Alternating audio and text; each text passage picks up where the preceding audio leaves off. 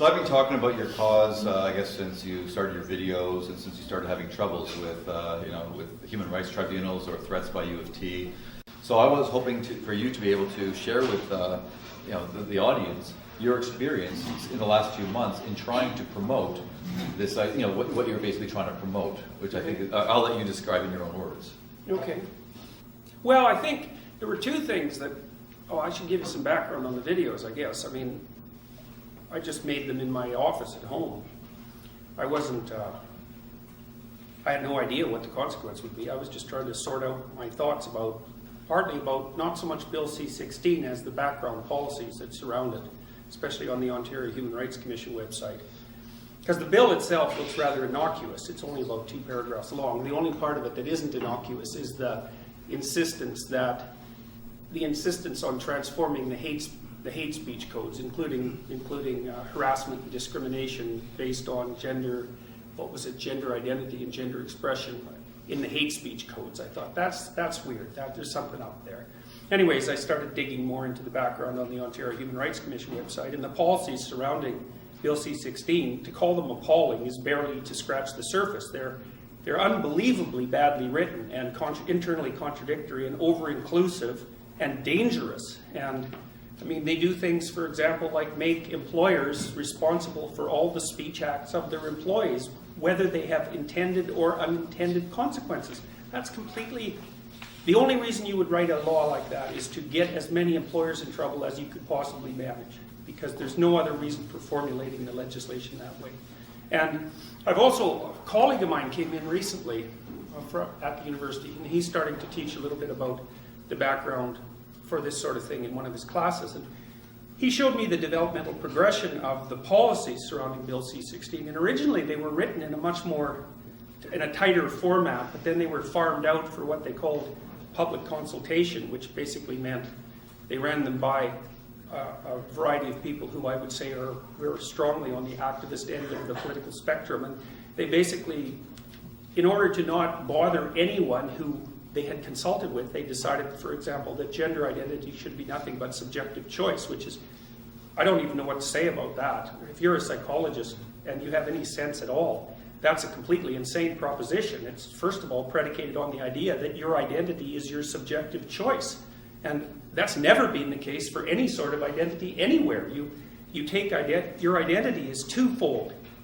The first thing that your identity is a functional set of tools to help you operate in the world. I mean, read Piaget, just scratch the surface of Piaget even, and you find out that, children start to construct their identities really when they're breastfeeding, because that's when you first start your social interactions. You start integrating your basic biological reflexes from a Piagetian perspective into something resembling a social relationship, because breastfeeding actually happens to be quite a complex act. And then you expand your developing identity out into the small microcosmic social world of the family, basically starting with your mother, but then you have siblings and your father and your relatives, conventionally speaking. And your identity is a negotiated game. And you're not the only one in charge of it by any stretch of the imagination at all. I mean, one of the things that Piaget pointed out was that between the ages of 2 and 4, and I think later research has really hammered this home, that even kids who are hyper-aggressive at 2, and there's a small proportion of them that are like that, learn to integrate their subjective desires into a broader social game and become socially acceptable to other children. And they do that through play. And what they're doing is playing their identity into being. And then once they're older than about 4 and they've become properly socialized, so other children actually want to play with them, because that's the critical issue, it's the fundamental issue, then the peer community of children helps them bootstrap their identity up to something that will eventually approximate an adult identity. But that's functional. It has nothing to do with whim. It's a crazy idea. And then so partly your identity is the set of tools with which you function in the actual world, and part of it is a negotiated agreement with the other people around you. And that's all being taken out of that's all actually, as far as I can tell, that line of theorizing is technically illegal now in Ontario. And I'm not even talking about the potential biological basis of identity, because the idea identity has no biological basis, that's just wrong. Like factually wrong. So, and we've written a social constructionist, we've written a radical social constructionist view of identity into the law, but even worse than that, we've gone beyond social constructionism, because Piaget was a constructionist, into just pure whim. Your identity can be at any moment what you assume that it's going to be. That's not a tenable solution. There's nothing about that proposition that's reasonable. So I was looking into this and I thought, this is just beyond comprehension, that we've written that idea into the policy surrounding Bill C16. So I made that video. I was trying to sort that out and to figure out even what it meant. The terminology is messy in the extreme. First of all, with regards to gender identity is not a spectrum. It's a modified bimodal distribution. And if you're making law, you don't get to muck around with the words. You have to use the right words. And so it's a modified bimodal distribution because almost everyone who has a biological identity of male or female identifies as male or female. It's 99.7%. And you could argue that that's a little tighter than it would be if society was more accepting of gender variation, let's say. But even if it went down to 99%, which would be an increase of what? Well, it would be almost an order of magnitude increase. You still have the overwhelming number of people whose gender identity matches their biological sex. And then you can stack on top of biological sex, gender identity, virtually perfect match.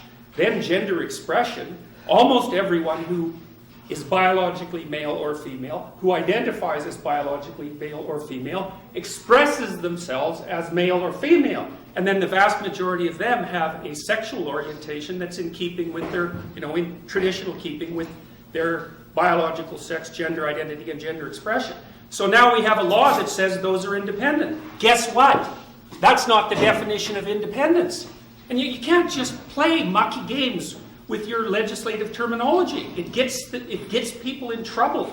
So it's not a spectrum, and that's that. It's a modified bimodal distribution, and there are obviously exceptions, and I never argued once in the videos that I put out, despite how people reacted to them, that there weren't exceptions. Of course there are exceptions, and if you look at temperament, for example, the big differences between men and women are agreeableness and neuroticism, fundamentally. Women are about half a standard deviation more agreeable, that's compassion and politeness, and they're about half a standard deviation higher in negative emotion.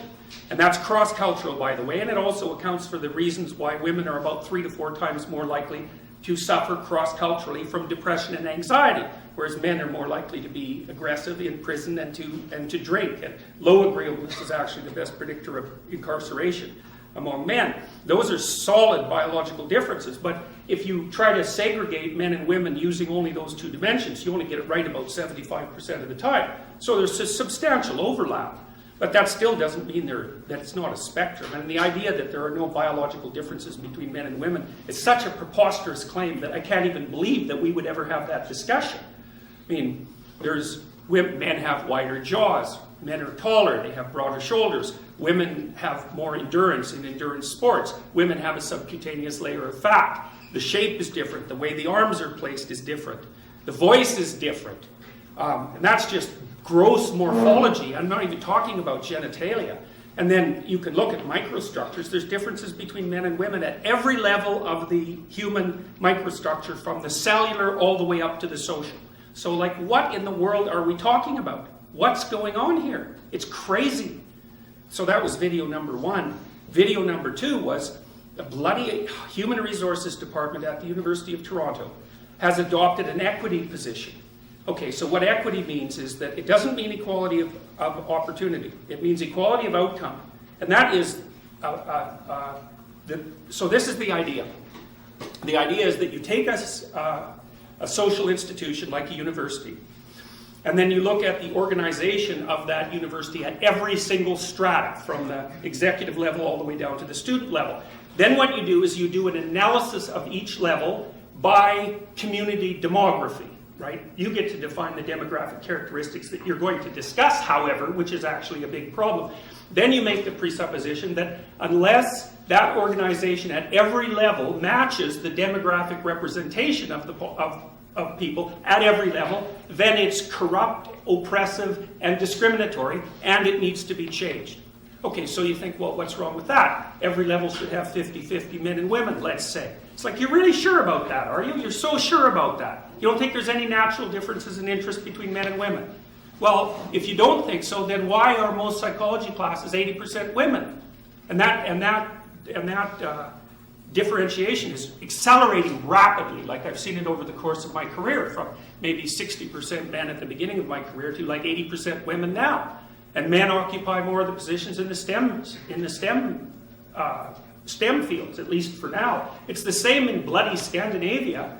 It's 20-to-1 nurses, 20-to-1 women to men nurses in Scandinavia, and 20-to-1 men to women in engineering. And that's in Scandinavia. And so what's happened in Scandinavia, as they've made the society more egalitarian in terms of its legal and social structures, is that the gender differences in personality between men and women have got bigger, not smaller.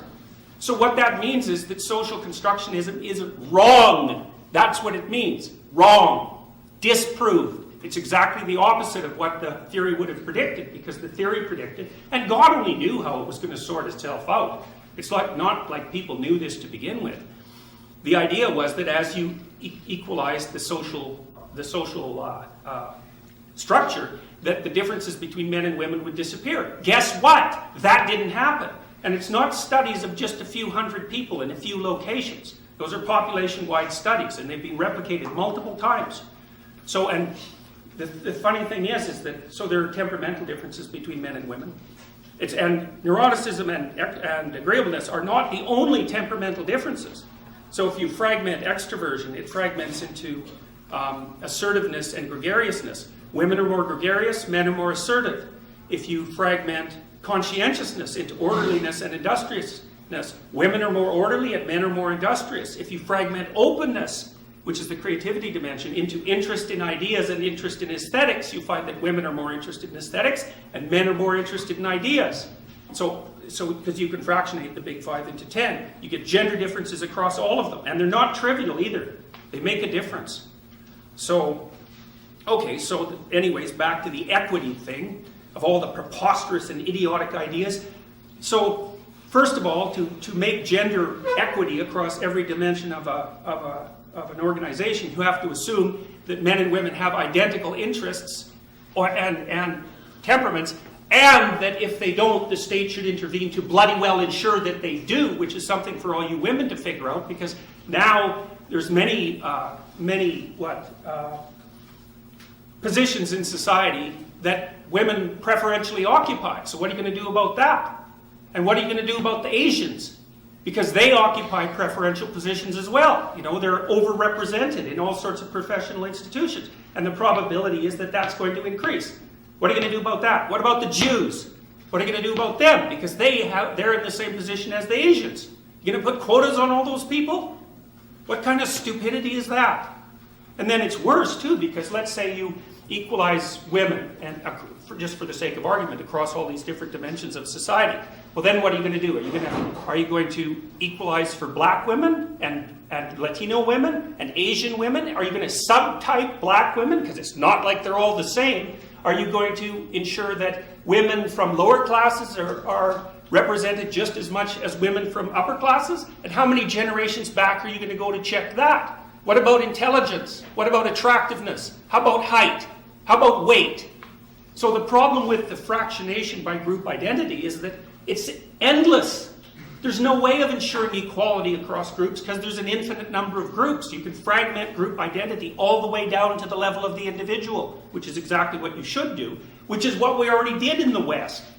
We figured, well, the ultimate diverse population is a population of individuals, so you let the individuals sort it out. No, we're going to replace that with group.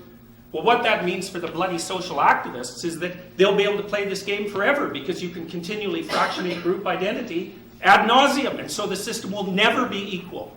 And you can bloody well be sure that as we implement social policy to make sure that all outcomes are equal, that the amount of space that you personally are going to have to maneuver in is going to shrink and shrink and shrink and shrink.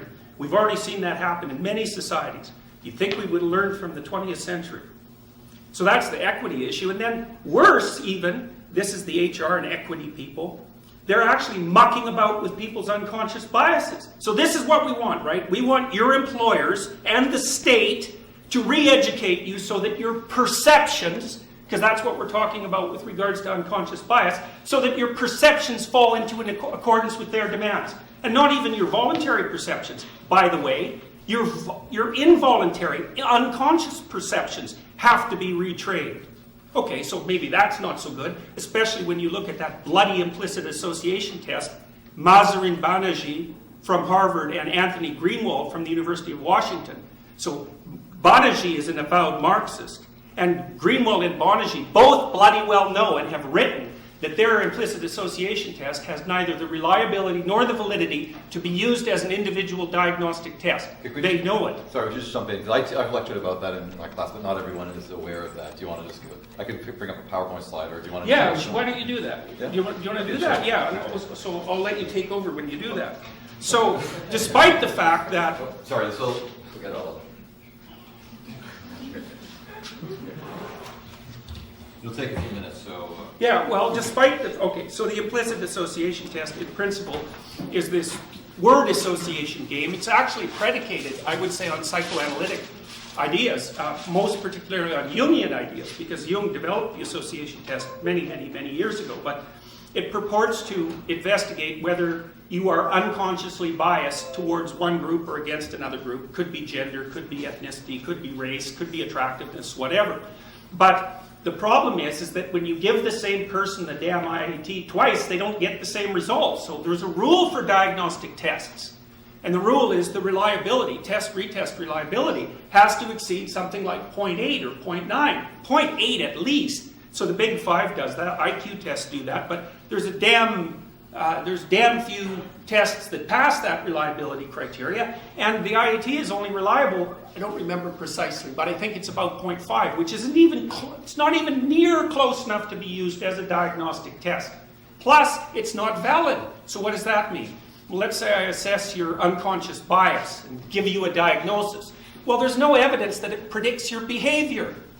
So what good is it? What good is it? Well, it's good if you want people to send you to retraining exercises so that you can have your perceptions adjusted in the direction that your organization and the state thinks is proper. And that's happening everywhere. I got letters this week already for people at CBC. It's becoming mandatory there. St. Mike's Hospital, same thing. And they've decided that all of their micro institutions within the hospital will be equitable. There'll be 50% women and 50% men at every single level of the organization, or the organization is corrupt and oppressive. It's like, it's spreading so fast you can't believe it. I wrote Mazarin Banerjee and Anthony Greenwald yesterday and sent it off to some of my colleagues saying, are you going to come out and make a public statement about the fact that your damn test is being used by pathological people for nefarious purposes? It's like, well, we'll see what they have to say about that. I was a bit more polite in my letter than that. But there's no excuse for it. There's absolutely no excuse for it. And as far as I'm concerned, it's part of the broader corruption of social psychology. You guys may know or may not that social psychology has been rife with controversy and scandal over the last 3 or 4 years. And a big part of the reason for that is it's damn corrupt discipline. And the use of the IAT for political reasons is a perfect example of that. There is no excuse for it. And the people at St. Mike's, they say, well, this is scientifically validated. It's like, no, it's not. And worse, let's say you do have unconscious bias, just for the sake of argument, and you could measure it reliably, which you can't, and then it was valid, which it isn't. Let's say all of those things were in case. There's no evidence whatsoever that those damn unconscious bias training programs, retraining programs, have the effect that they're supposed to have, and there's some evidence that they actually have the reverse effect. And maybe that's because people don't really like being marched off to re-education by their employers after they've been diagnosed as racist, even if there's no evidence that they in fact are. So it's an absolute misuse of psychology, and it's politically motivated. It's politically motivated. It's an assault on freedom. Anyways, I made those 2 videos, and I tried to take the HR and equity people at U of T to task because they made that training mandatory for their HR people. I thought, you don't have the right as an employer to invade the unconscious structures of your employees' minds and alter their political perspective, even though you can't do it. You don't have the right to do that. And to think about it as something you should do as a matter of course, as part of your ethical duty is...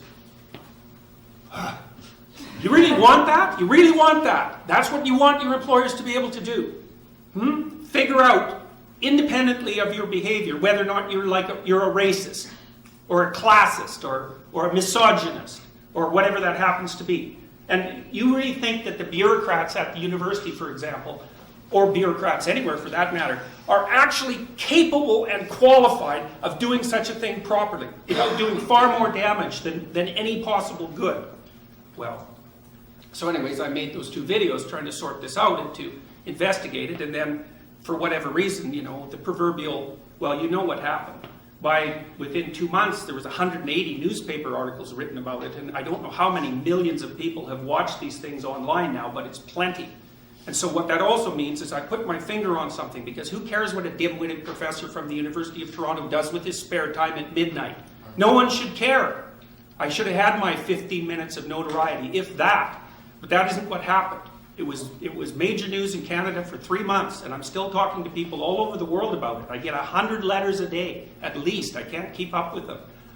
From people who are being cornered in all sorts of ways by their idiot employers and these safe space propositions at universities and the restrictions on their speech. They tell me constantly, well, I really agree with you, but I'm afraid to say anything about it. It's like, oh good, that's a wonderful position for us to be in, where people are afraid, they're afraid to speak their minds. What the hell? And it's not getting better. And if we don't do something about it, it's going to get a lot worse. You saw what happened at Berkeley. That's just a taste of what's to come. One day there's going to be an anti-FAS demonstration with a little bit of violence, and the bad guys on the other side are going to come out. And we're not going to like that very much. So maybe we should get our acts together and stop that from happening before it actually happens, unless that's what you want, and I wouldn't recommend it. We have a pretty sophisticated society, and it wouldn't take much to put a spanner into the spokes and flip everybody on their forehead. So, wake up, for Christ's sake. This is not good. And the fact that the bloody federal government has decided that they won't let people pick the judiciary anymore unless they take unconscious bias retraining. Right? What the hell? It's crazy. So, anyways, that's what happened. In addition to, it's ideologically driven, just to that, do you think, and I'm always quite cynical, do you think it's also a make-work project for a bunch of people that they figure, we can create these tests that aren't valid, aren't reliable, but we've got an industry, that's going to keep going forever now. Well, you'd never expect social psychologists to be careerists, would you? Yes, definitely. Well, it got out of hand, too. It's not, people don't necessarily plan these things. I'm sure that the Ontario Human Rights Commission, when they were talking about preferred pronoun use, had no idea whatsoever that, within 4 years of introducing the policies, that there would be 71 different gender identity categories. No one saw that coming. How could you possibly see that coming? And I don't think Banerjee and Greenwald had any idea that their test would be transformed into an implemented public policy so rapidly. Right. So, okay, and just for those who are interested, the Implicit Associations or Implicit Attitudes test, my students, I always give a link to that, and if anyone's interested, I can give you a link where you can go to the test and actually do it yourself and find out. Because the assumption is that if you are implicitly racist, so explicitly racist, you would say, I hate blacks, let's say. Implicitly racist, oh no, some of my best friends are black. But when you do this test, the idea is that if you're shown a black person's face, okay, versus a white person's face, you're more likely to associate that black person with, let's say, violence. So you're basically being primed unconsciously. So when you see a black face, if you subsequently see a weapon, and you're asked to decide whether this is a weapon or a tool, you're more quickly going to say weapon, because you're already thinking dangerous, violence, weapons, because you have this negative association of blacks with weapons. And you'll do that faster than when you see a white face, because the white face should be more neutral. So whether you see after the white face a gun or a weapon, in theory, it should be about equal. It should take equal time to determine whether it is one or the other. Things like that. This is the kind of test that they do, and they've done this test, as Dr. Peterson said, with countless other types of constructs. And again, the reliability, the validity it's not just suspect. It's non-existent. And as I said, if you'd like to try it out, if you're a student, check out on the Brightspace page. If you're not, email me, Facebook me, and I'll give you the link. And you can. They've done it to like I think 50 different at least. Democrat, Democrat, Republican. Vanilla, strawberry. There's all these different things that you can do and see where your implicit or unconscious biases are. And as Dr. Peterson's saying, it's getting out of hand. And this whole idea with the gender pronouns, because during the debate that you had, or whatever that was, at the U of T, one of the people there, I think she was a lawyer, very condescendingly... Costman. Sorry? Brenda Costman. That's right. She's like, oh, this kind of thing would never happen. You don't know what you're talking about. Well, first of all, on the Ontario Human Rights Tribunal page, they specifically say that you have to identify people by their preferred identity or expression, which includes pronoun usage. It's there on their page. It's not explicitly stated in Bill C16, but the Ontario Human Rights Tribunal, who will, in fact, enact any type of action against somebody who's violated these policies. Okay, it's on their very page. And I know you spoke about your own experience. I hope that because not everyone saw the debate. Can you just talk about that part where, in speaking to other professionals who don't seem to be ideologically driven like Costman, what they said about the risk of this actually? This is so important. Well, Costman was interesting. I mean, she's definitely not looking at this the same way that I do. But one of the things she said, in a rather condescending manner, was that I wouldn't be sent to jail even though I wanted to be. I'm paraphrasing, but that's roughly what she said. But that that the Human Rights Tribunal could take away my property and my wages and all of that. But that seemed to be okay for her as long as it didn't extend to jail. But that's also nonsense, because if you're found guilty by the Human Rights Tribunal and you don't pay, then that's contempt of court, and that goes to a different court, and then they put you in jail, and that's already happened. So it's crooked lawyer hand waving fundamentally, and it's an attempt to play down the significance of the law. You go online and read about the powers of the Human Rights Tribunal, and then see how safe you feel. So here's one of the things they can do. This is section 1.6. It's in a document about powers of the tribunals. They call them social justice tribunals in Ontario. They actually call them social justice tribunals. It's mind-boggling. They can suspend precedent, normal legal precedent, and jurisprudential tradition in the pursuit of their aims. It's actually documented as one of their powers. Think about that. Like, we live in a society that's essentially bound by the restrictions of English common law. And English common law is one of the most remarkable developments of civilization ever, period. Because in the English system, basically, the presupposition is that you have all the rights there are. They're not enumerated. You just have all of them, except when one of those rights imposes a restriction on someone else, and then they get irritated at you and take you to court. And then the judge sorts out who has which micro right, and then that's laid out as precedent. And so English common law is this tremendous body of evolved doctrine about how the infinite number of human rights that each individual has interacts with everyone else's rights. And like back when the first Trudeau brought in the Human Rights Code, the Bill of Rights, the Canadian Bill of Rights, there were lots of people who were upset by it because it's a different form of legal reasoning. The Bill of Rights says, here's the rights you have that the government is granting you. That's not how it works under the English Code. The English Code is, you have all the rights there are, but they rub up against other people's rights, so we have to sort that out. We do that with court and precedent. And that's what the Human Rights Commission and Tribunal in Ontario can dispense with if they want. And the reason I know the reason that they put that line in there, it's because the social justice hypothesis is that the legal structures of Western civilization are oppressive, and patriarchal, and so it's perfectly reasonable to toss them over if you're in pursuit of something like social justice. It's like, that's fine, people. Sure, go ahead and do that. But if you think that you can transform what we have already now into some kind of utopia, then you're dangerous, because that isn't how the world works. And utopians have been more dangerous than any other people for the last 100 years. That's for sure. Like, there's all sorts of things wrong with Western society. Always, and there always will be. But compared to 85 to 90% of the rest of the planet, this is bloody heaven. And that's why people want to move here. So you can say, well, it's corrupt compared to my imaginary utopia. It's like, yeah, that's for sure. It certainly is. but if your imaginary utopia was realized in hardcore politics over a 30-year period, everyone would be out in the streets starving to death. We already know that because it happened multiple times throughout the 20th century in societies that were, well, they weren't as sophisticated as our society is now, but they were plenty sophisticated for their time.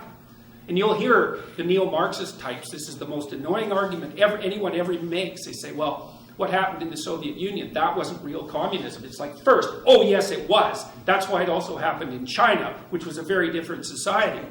But what they really mean when they say that is, well, you know, that's Stalin character. He wasn't such a good guy. He didn't really know how to implement the Marxist doctrines. But me, I'm pretty pure of heart. And if you would have made me dictator for 20 years, then the utopia would have arrived as promised. It's like, first of all, if you think that, there's something wrong with you. You're dangerous. And second, let's just say for a minute that some saint did get a hold of the tools of power and try to implement from each according to his ability, to each according to his need, and actually did that in a pure and saint-like manner. Here's what would happen. The next people in the revolutionary string, like Stalin, would come along and stab them in their bed in the middle of the night, and that would be the end of that. So there's absolutely no excuse whatsoever for that sort of thinking. And if you read Solzhenitsyn's Gulag Archipelago, which you should do, like everyone should, because it's like the definitive document of this sort of thing that emerged from the 20th century, Solzhenitsyn laid out with extraordinary clarity, first in his writings on Lenin and then in his writings on the Soviet Union more broadly, exactly how the pernicious and pathological Marxist doctrines were transformed logically and systematically into the sorts of laws that killed millions of people. Millions of people.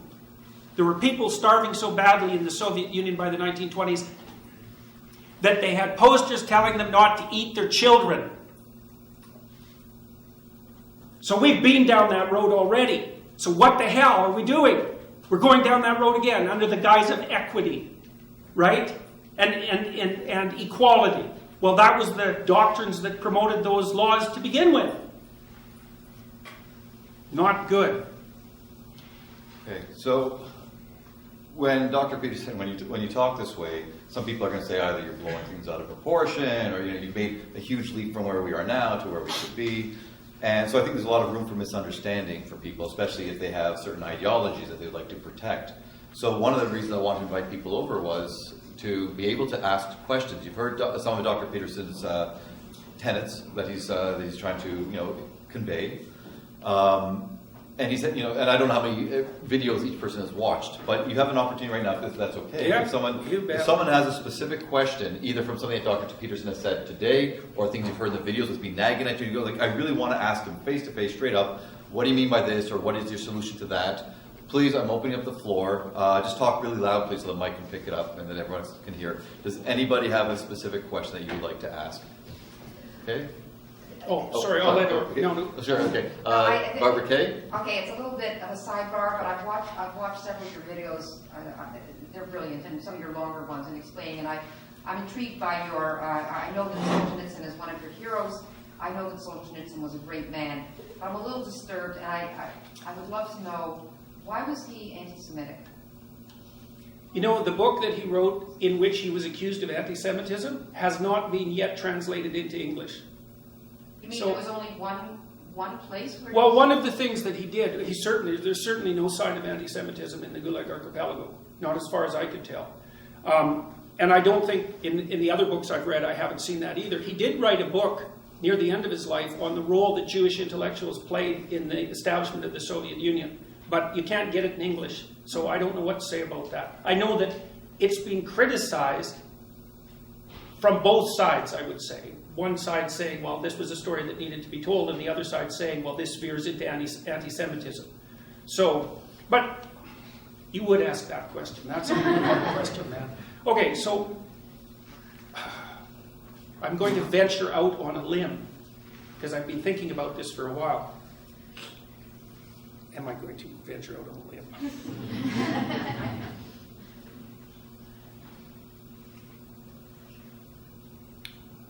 No, I'm not. I haven't got my thoughts formulated well enough. The leftist doctrines tend to be very attractive to intellectuals. And so any group that's overrepresented in intellectuals is likely going to be overrepresented on the leftist end of the spectrum. And there are temperamental reasons for that. We know that if you lean left, it's because you're higher in openness and lower in orderliness. And that seems to be associated with IQ, at least in part. But I don't want to go into it any more than that because I haven't thought it through sufficiently. But I also haven't been able to get a copy of Solzhenitsyn's last book because you can't get it in English. It hasn't been translated for one reason or another. So, but I don't think you'll see anything like that in the Gulag Archipelago. Okay, thank you. There's another question. Before, I'm going to have you ask the question, but afterwards, I want to get back to this because you mentioned this a number of times about the correlates between IQ and the left, and that the people who believe in or who support thought police are not actually they're not leftists, they're a whole other category. I would like to get back to that. That's such an important distinction. I'd like to return to in a few minutes. Okay. But first, this question, please. So, if the current proposition is too extreme, do you have a theory with regards to how we do expand equality without going to such extremes? I think we're doing a good job of that right now. I mean, how fast how fast could you even hope for things to change? Look at what's happened to the situation with women since 1970. That's changed so fast that people can't even keep up. It's not obvious, by the way, either, that it's been particularly good for women. Now, you could make a case that it was good for society, maybe. It's a tough one, because the birth rate has plummeted. And so, maybe you don't care about that. Maybe you think there's too many people on the planet already, whatever. But it isn't that easy to figure out when something is working properly. One of the things we seem to know, is that to the degree that rights are extended to women, economic prosperity follows. So you can see worldwide that the societies that have extended the rights to women most extensively are also the societies that seem to be flourishing economically. And there does seem to be a causal relationship. But women have paid a big price for that. So what's happened in part is, first of all, for say, women who are middle class or lower, their lives have essentially fallen apart because marriage is now restricted to the rich, which is also something to think about for those of you who think marriage is an oppressive patriarchal institution. It's like, okay, then why are only the rich people getting married? They're oppressing themselves? I don't think so. And so the women who are in the lower socioeconomic stratas are suffering madly, and so are their children. And they have terrible jobs most of the time, like jobs in retail where, they're called in every day for the next day. They don't have a schedule that's set out ahead of them. They get paid very badly. They've got kids to take care of. And so they have no free time. It makes them really easy targets for useless predatory males. And it's really hard on the kids. And that's like 40% of the female population, something like that. You guys, well, I don't know about all of you, but you're in university. You're part of the privileged cognitive elite, So these sorts of things don't really touch you the same way they touch other people. And so women are much unhappier, if you look at national polls, than they were, say, in the late 1950s and early 1960s. And I think that's partly because freedom and happiness, those are not the same thing. They're not even close.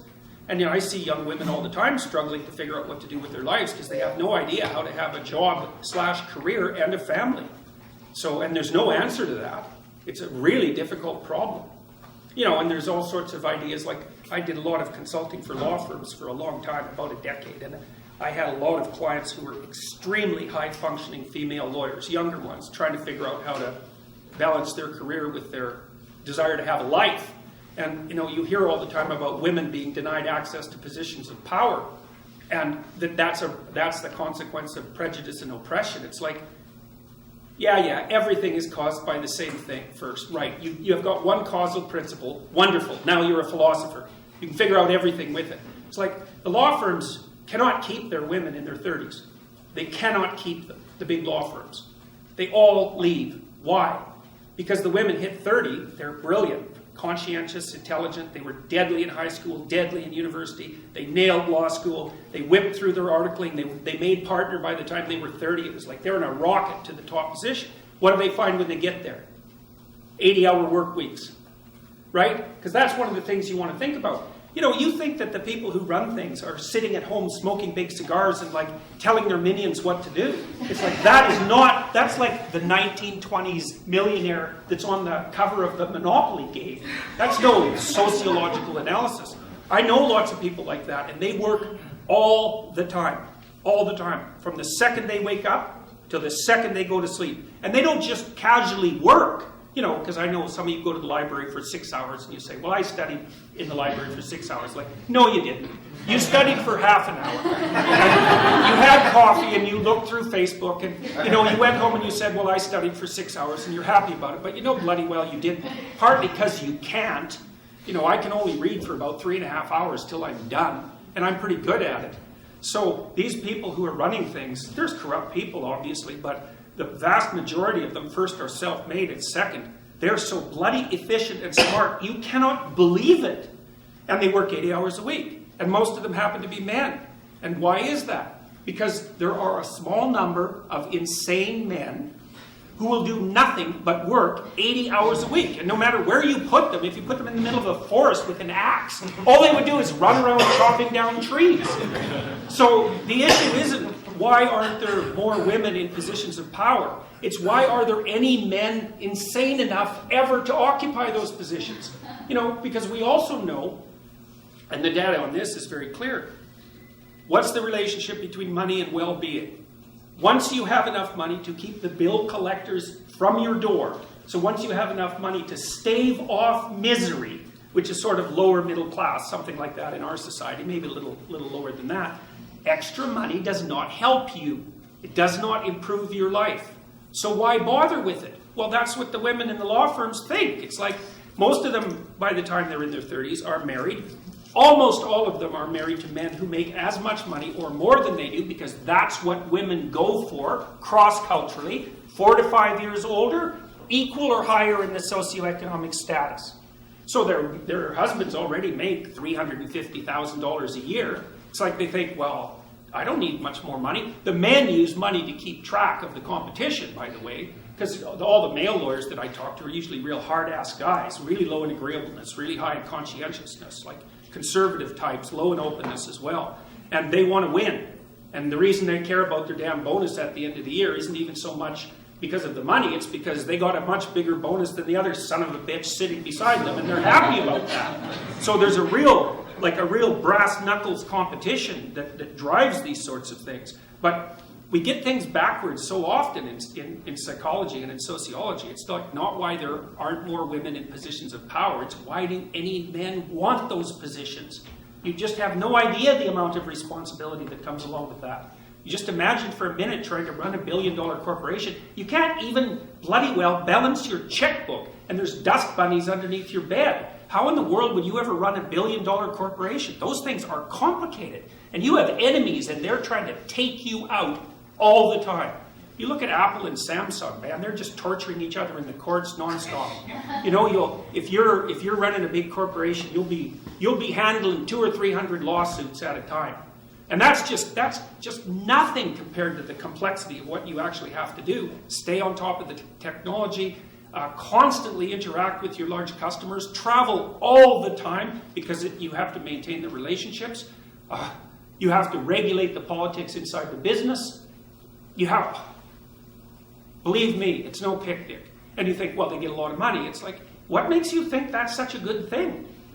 You know, like if you're half crazy and you have a lot of money, you're going to be crazy a lot faster, I can tell you that, because it frees you from all sorts of constraints. You know, we know the data on lottery winners. They're no happier a year later, and some of them are done, especially if they had like a bit of a cocaine problem to begin with, because, you know, being broke stops you from dying if you're a cocaine addict. You get enough money and away you go. And you think yourself, you know, you've got all sorts of bad habits and weirdnesses. If somebody dumped an infinite amount of money on you, what makes you think you wouldn't unravel completely? It's highly probable. So, anyway, so back to these women.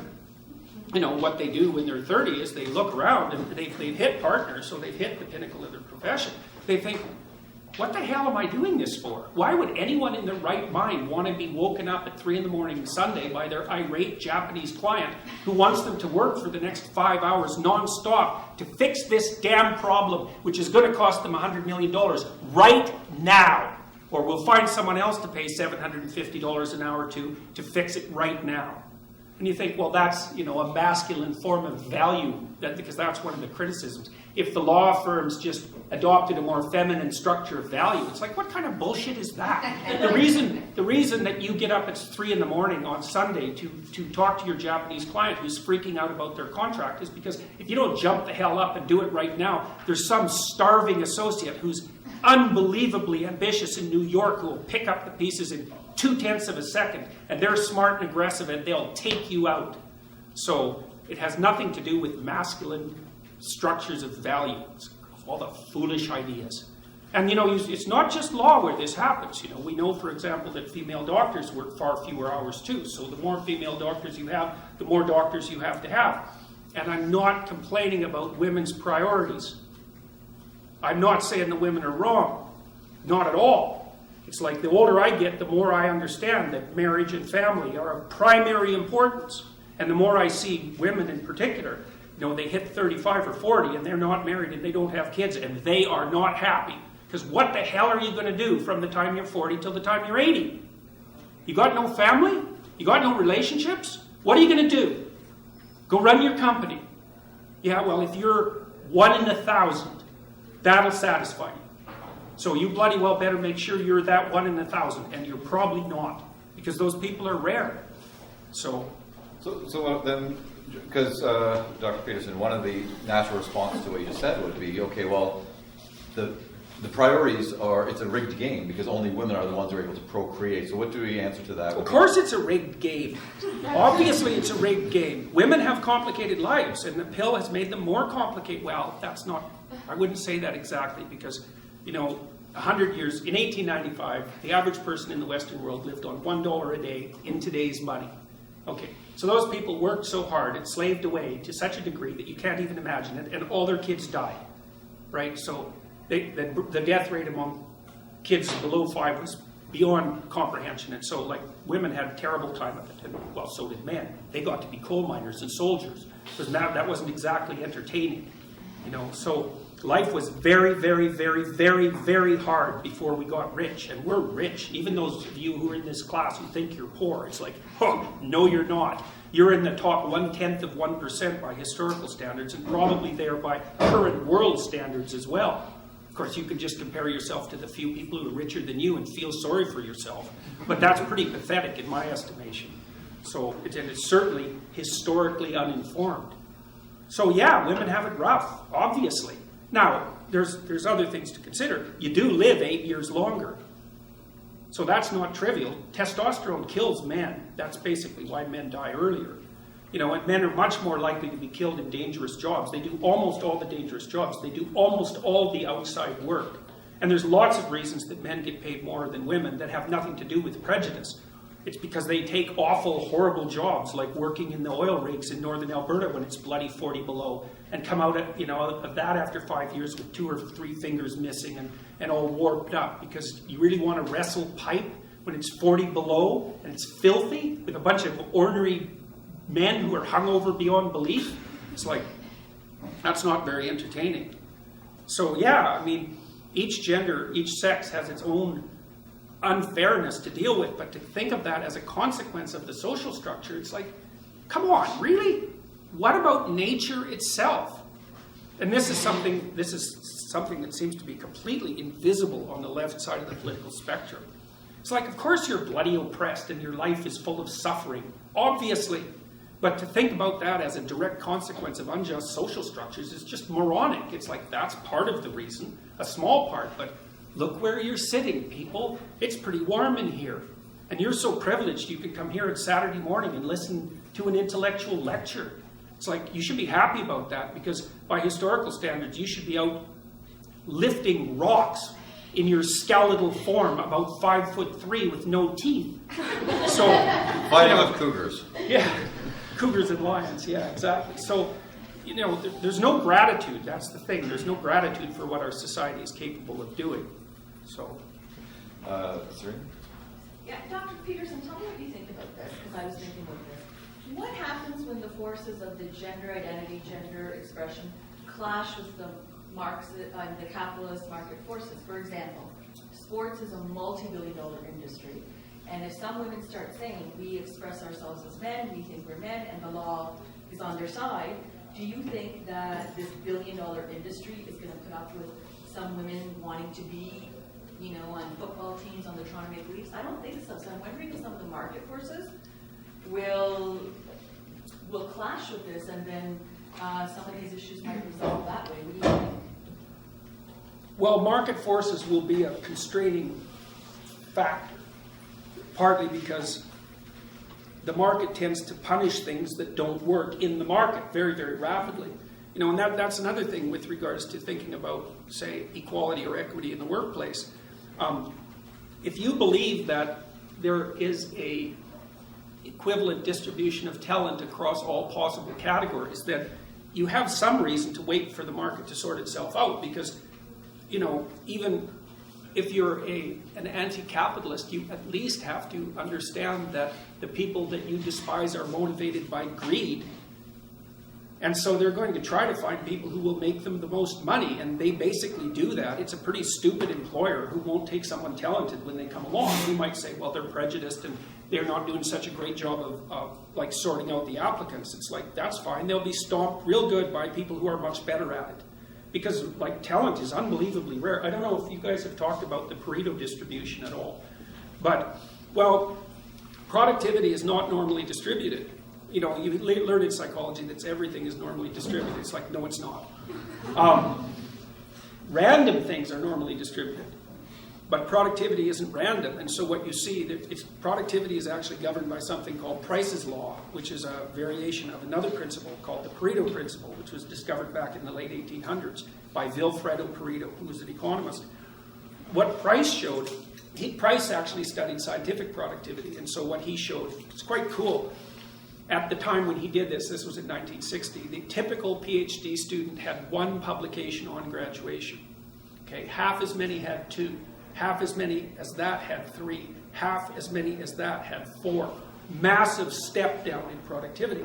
And you see this in scientific productivity, period. So what happens is that in any given scientific domain, there's a clump of people sort of on the left side of the distribution, the less productive side. And and in that clump, men and women are equally productive. But then there's a tiny percentage of people who publish all the papers. And they're all men. And there are those insane men that I was telling you about before that do nothing but work for 80 hours a week. And the thing is, if you want to rise to the top of a profession, you think about it. What do you need to rise to the top of a competitive profession? You better be smart. Because smart makes you fast. And you're not going to get to the next place faster than anyone else unless you're faster than them. You bloody well better be conscientious, industrious in particular. So it should make you feel horrible every second of your life you spend doing something that involves leisure. And there's going to be some people in here that know that because they're hyper-conscientious. I can't stand sitting around doing nothing. I've got to find some work to do.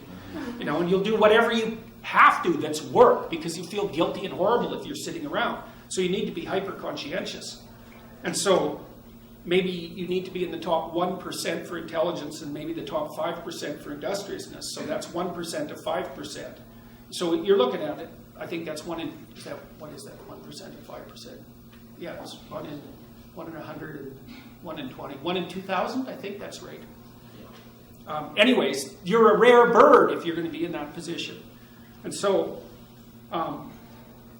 because of the Pareto distribution and because of the concentration of productivity in a very small number of people, there's tremendous economic incentive to identify those people no matter where they're from, no matter who they are. And employers who have any sense know that. And they're hungry. Like these law firms, you have no idea the knots they tie themselves in trying to keep their qualified women, because those women are worth a bloody fortune. They pay them a lot, but they bring in way more business than they bring in far more economic resources than they take. The law firms want to keep them. Now, that doesn't mean all the men in the law firms don't have their problems with highly qualified women because they don't know what to do with them. If you're a guy and you're assertive and competitive, then you're going to be asserting yourself and competitive with other guys. But it's a lot harder to do that with a woman because you think, well, how am I going to be? Am I going to be hyper aggressive around her? because that just doesn't work out. And so the guys really don't know what to do about that. And I would say there's some residual trouble in law firms and other high-end industries because of that. They just don't know how to sort it out. But mostly the employers are thinking, I don't care if you're green, if you're smart and you can bring in business and you're reliable and you can solve problems, like we don't have anybody like you. We need you. Please stay. It doesn't happen. So yes, the market forces will, but the market forces I think are already going to push things hard in the direction of maximizing the utility of talent. Because you just have no idea how much more productive a productive person is than a non-productive person. It's crazy. It's crazy. I just want to juxtapose that Yeah. with a publication which is, not to get your blood boiling, Yeah. but something that somebody sent me. Glaciers, Gender and Science, a feminist glaciology framework for global environmental change research. Yeah. Okay, you want to talk about productivity, and then there's academia.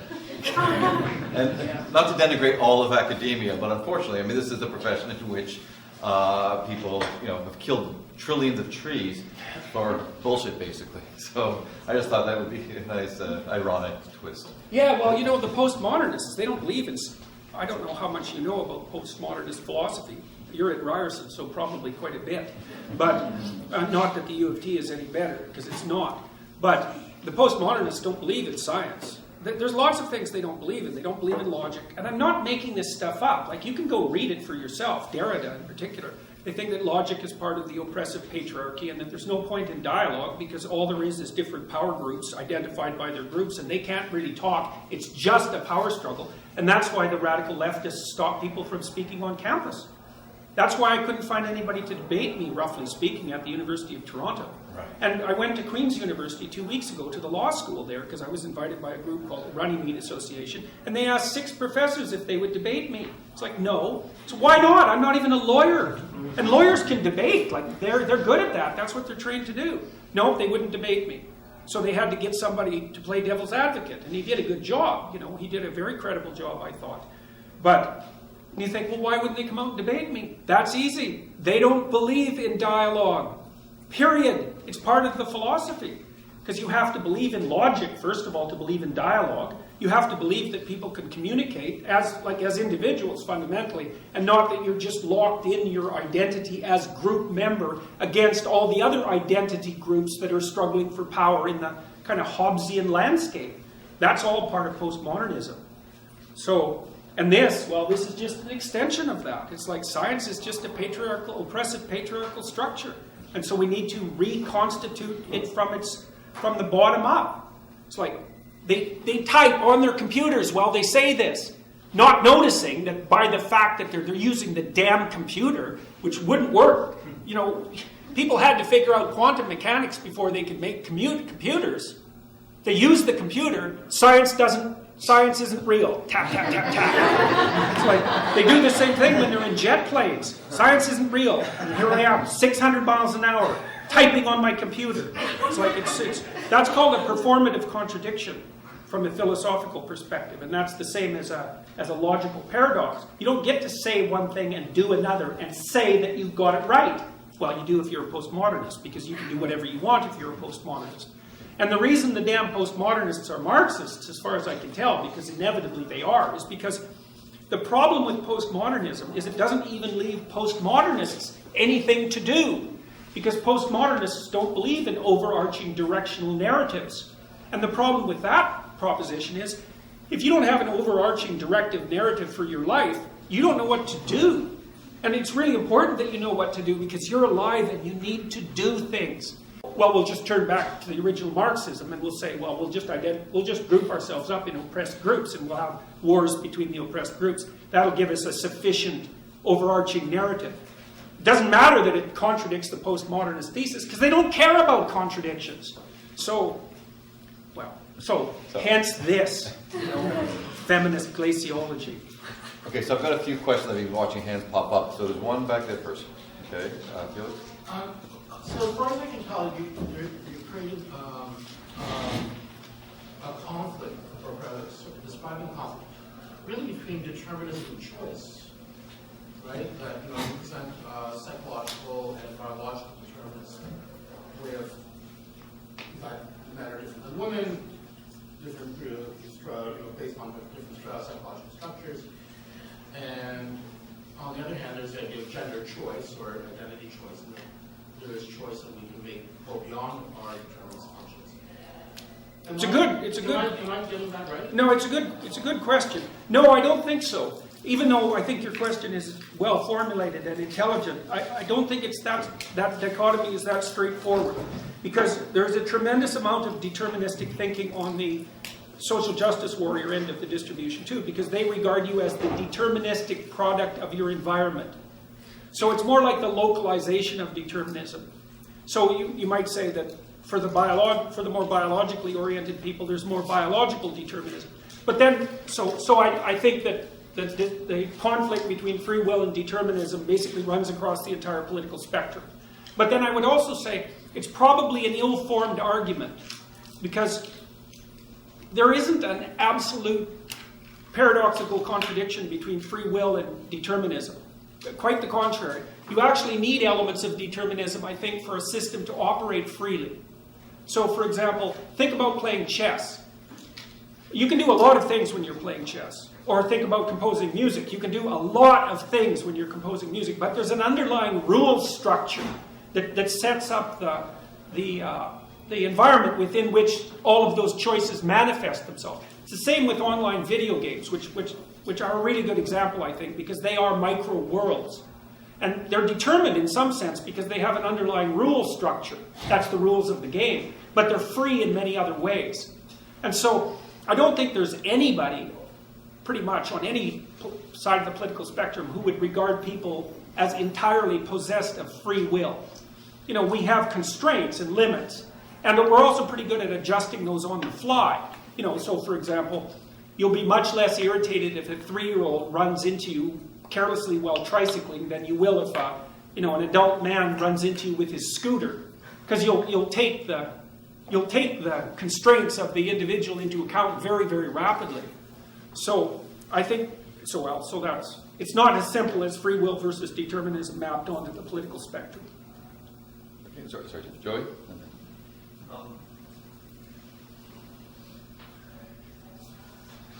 When you mentioned that if somebody thought that socialism was done wrong because it was done by Stalin, that frequently they're saying that, well, I would have done it right, and then there's something wrong with that person. And I see what you're saying, but I wonder. I also heard you say once in a video about twisted compassion, about how people get their compassion all twisted, and that you appeal to the individual. It seems that attacking on that level, not that that's not your mojo, that's not how you do things really, but it seems like it'll get people on their heels, sort of. You know, I see some hatred for Americanism or something like this, or Muslims, and I think that just makes people, they naturally feel identified with their land or their category. It'll just make them defend that stance even more instead of reaching for the individual, understanding somehow compassion. I don't know where. Okay, so I have to take that apart a little bit because there's a bunch of issues in the question. How many people in here are in your psychology course or taking psychology? Are most of you taking psychology courses? How many people are taking psychology courses? Okay, so a goodly number. Well, one of the things you want to do with a conception like compassion is you actually want to start thinking about it like a psychologist or like a scientist, because compassion is actually definable. And I think the easiest way to approach it is to think about it in big 5 terms, because it maps onto agreeableness.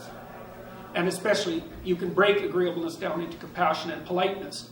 And the liberal types, especially the social justice types, are way higher in compassion. It's actually their fundamental characteristic. And you might think, well, compassion is a virtue. It's like, yes, it is a virtue. But any unidimensional virtue immediately becomes a vice. Because real virtue is the intermingling of a number of virtues and their integration into a functional identity that can be expressed socially. And compassion is great if you happen to be the entity towards which it is directed. But compassion tends to divide the world into crying children and predatory snakes. Right, and so if you're a crying child, hey, great, man. But if you happen to be identified as one of the predatory snakes, you better look the hell out. And so, compassion is what the mother grizzly bear feels for her cubs when she eats you because you got in the way. Right, exactly. So no, we don't want to be thinking for a second that compassion isn't a virtue that could lead to violence, because it certainly can. And the other problem with compassion, this is why we have conscientiousness, right? There's 5 canonical personality dimensions. Agreeableness is pretty good if you're dealing, again, in a kin system. You want to distribute resources equally, for example, among your children, because you want all of them to have not only the same chance, you even want them roughly to have the same outcome, a good one. But the problem is you can't extend that moral network to larger groups, not as far as I can tell. You need conscientiousness, which is a much colder virtue. And it's also a virtue that's much more concerned with larger structures over the longer period of time. So, and you can think about conscientiousness as a form of compassion too. It's a strange form. It's like, straighten the hell up and work hard and your life will go well. It's like, I don't care how you feel about that right now. And like someone who's cold, low in agreeableness, say, and high in conscientiousness, that's what they'll tell you every time. Don't come whining to me. I don't care about your hurt feelings. Do your goddamn job or you're going to be out on the street. You think, oh, that person's being really hard on me. It's like, not necessarily. They might have your long-term best interest in mind. And you're fortunate if you come across someone who's, like, not tyrannically disagreeable, but moderately disagreeable and high in conscientiousness, because they'll whip you into shape. And that's really helpful. I mean, you'll admire people like that. You won't be able to help it. You know, and you think, oh, wow, this person's actually giving me good information, even though, you know, you feel like a slug after they've taken you apart. So, okay, so that's the compassion issue. It's like you can't just transform that into a political stance. And I think part of what we're seeing is actually the rise of a form of female totalitarianism. Because we have no idea what totalitarianism would be like if women ran it, because that's never happened before in the history of the planet. And so we've introduced women into the political sphere radically over the last 50 years. We have no idea what the consequence of that is going to be, but we do know from our research, which is preliminary, that agreeableness really predicts political correctness, but female gender predicts over and above the personality trait, and that's something we found very rarely in our research. Usually the sex differences are wiped out by the personality differences, but not in this particular case. And then, you know, women are getting married later, and they're having children much later, and they're having fewer of them. And so you also have to wonder what their feminine orientation is doing with itself in the interim, roughly speaking. And a lot of it's being expressed as political opinion. Like, and fair enough, you know, that's fine. But it's not fine when it starts to shut down discussion. You know, also, if you think about politics from a temperamental perspective, it gets to be extraordinarily useful. So if you're conservative, you're high in conscientiousness, particularly orderliness, and you're low in openness. Okay, so what good are you? Well, you're not great if you want to have a wonderful philosophical conversation about ideas and then go hit an art movie. It's like, no, conservatives, you're wrong date for that particular bit of business. But if you want someone to run a company that's already been established, or to make sure that algorithmized processes are being undertaken properly, you want conservatives. They're very good at managing and they're very good at administering. Conscientiousness is the best predictor of those two domains, apart from IQ. Okay, so fine. What do you need the damn liberals for? Well, you don't want them running anything, but you want them thinking up new things. Because the entrepreneurs and artists are high in openness and low in conscientiousness, especially orderliness. And they have to be, because if you're starting something new, you don't want to have everything in the neat little boxes. You have to break rules. You have to take things apart. And so the liberals need the conservatives to run enterprises, and the conservatives need the liberals to start them. And it makes sense from a temperamental perspective if you think about it too, because there's 5 basic personality dimensions. They're all normally distributed. And what that implies is that there's a niche for every personality type in proportion to the frequency of the occurrence within that normal distribution. There's some places for really extroverted people. There's more places for people who are moderately extroverted and moderately introverted. But there are places for everyone in that dimensional structure. And there's utility for all of those people.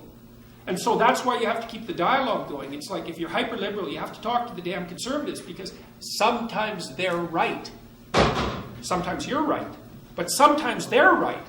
And so if you don't talk, then the system tilts off to the extreme that's represented by that temperament. And so what you'd have is a bunch of liberals talking about new things while the buildings were falling down around them. So we need each other. And that's, see, part of what's happened in the West is we figured that out a long time ago. We figured out, oh, well, yeah, I've got to talk to those stupid people who don't think the way you do. Because sometimes, despite the fact that they're annoying and nowhere near as smart as you, they're actually correct. And so here's another way of thinking about it. Imagine the environment does this, like a snake. It's always moving, right? You don't know where the damn thing's going. And you want to be in the middle. It's like two cliffs. It keeps shifting. You want to be in the middle, far from the cliffs. It keeps moving around, and you're trying to walk forward. Well, sometimes it's over here, so the conservatives, they have to pull it back. And sometimes it's over here, so the liberals, they have to pull it back.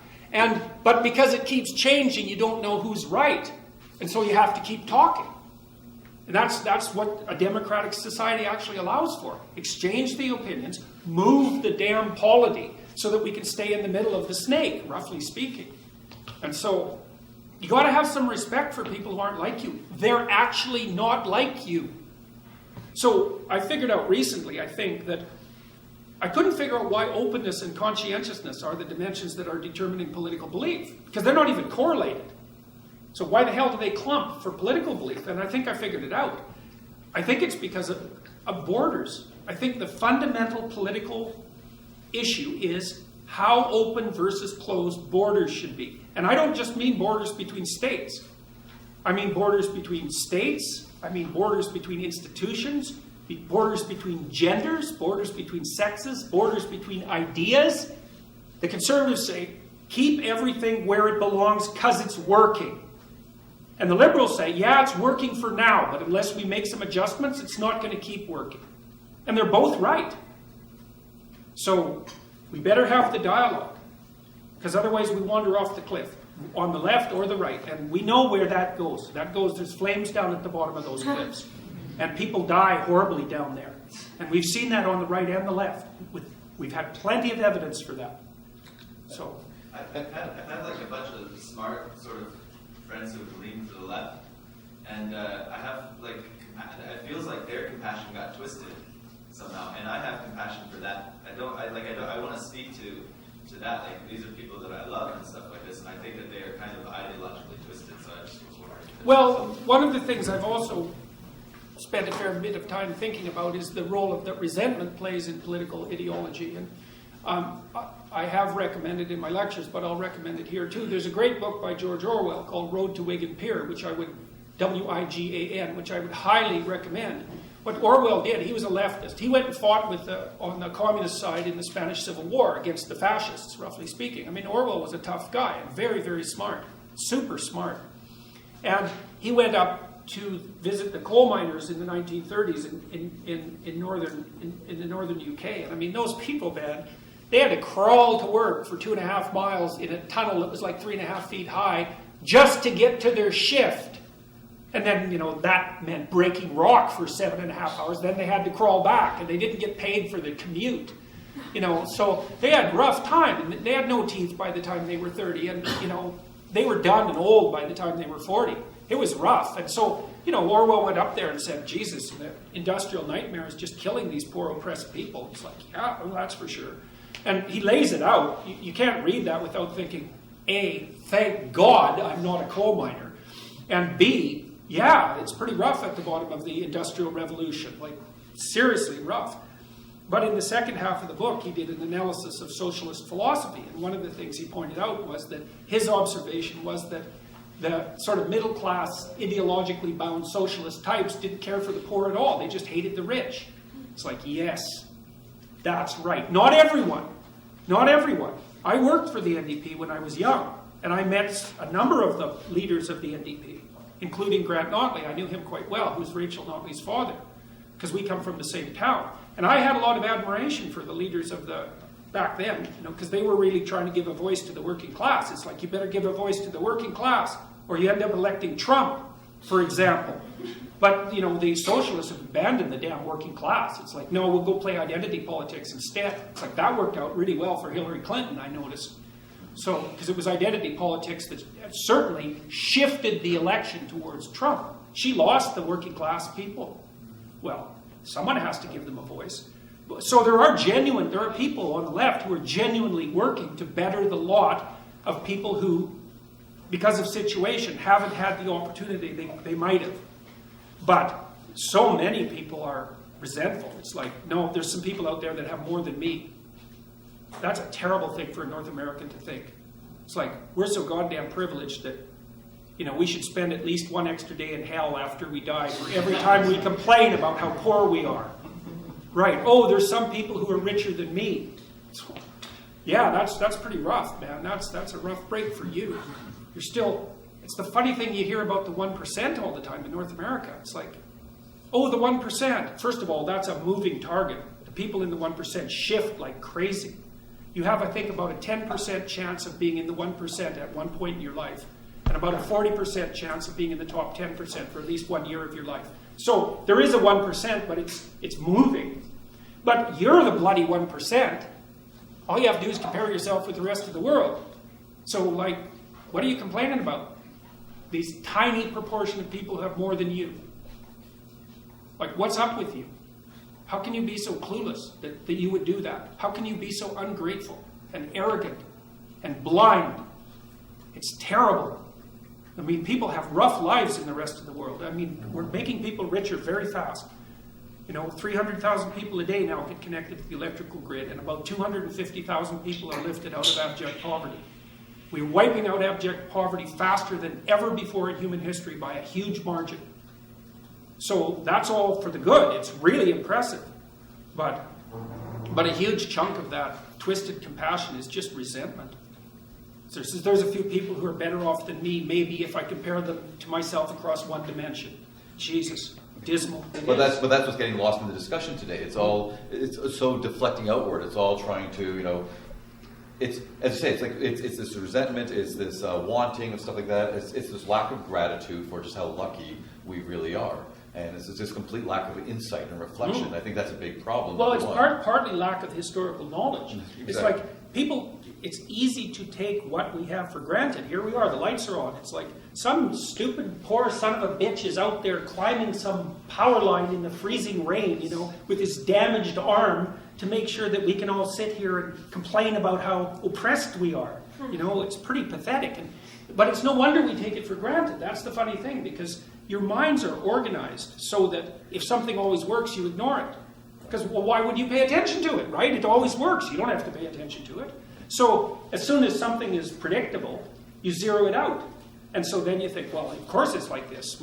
This is just how it is. It's like, no, this is not how it is. It's a bloody miracle that this stuff works ever. It's crazily improbable. And it always breaks, right? Everything is always breaking all the time. And somebody's out there beetling away trying to fix it. Yeah. So we're ungrateful partly because we take things that work for granted. If our systems worked only 99% of the time, our society would probably be better.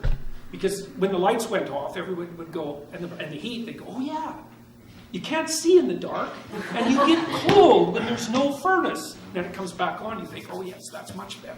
But it always works, so. Okay, that's right. Great. Yes. Speaking of envy and resentment, would you care to comment on the apparently well-established neo-Marxist idea that men have a common collective interest, and women have a separate common collective interest, a class interest, and that these interests they come into conflict, that there's competition, in some sense, on a collective level? Well, I think there is competition between men and women, but it's nested inside a broader arena of cooperation. This is another thing that you learn from reading Piaget, if you're careful, is that because Piaget was smart enough to understand that there is no dichotomous opposition between cooperation and competition.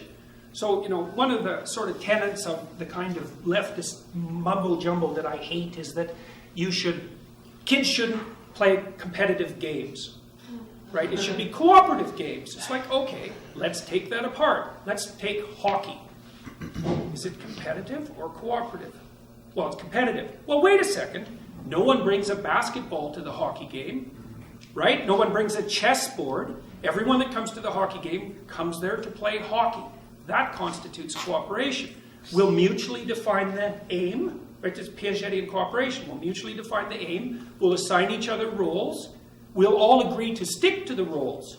Well, that's cooperation. And if you break the rules, what happens? You get stuck in the penalty box. You're not playing hockey. Off you go. And people go off. They go sit in the penalty box. They don't go kill the referee with a stick. Like they go and sit in the penalty box. 6'7", 300 pounds. So, okay, and then you think, well, what about within the team? Is that cooperation or competition? Well, each team member is trying to be the best player, but try not passing to your colleagues and see what happens. Even if you're really good, you're just a diva. And no one's going to be happy with you. They'll put horrible things in your beer after the game. So it's cooperation there as well. And then there's a meta level of cooperation, which is that everybody's trying to improve their skills simultaneously. And so that serves a higher order good. And everyone's trying to learn how to be a good player so that they can play many games. It's like, well, we shouldn't play competitive games. It's like, you must have been educated at OISE.